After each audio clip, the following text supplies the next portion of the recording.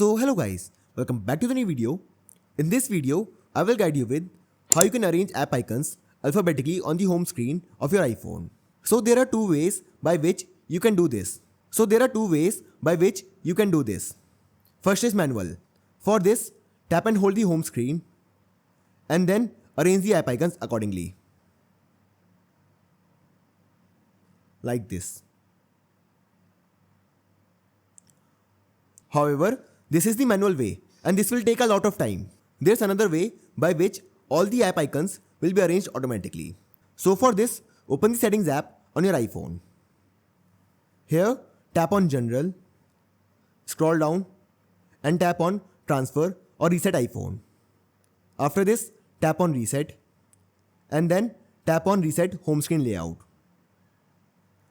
Now after this, tap on Reset Home Screen and this will arrange all the app icons alphabetically.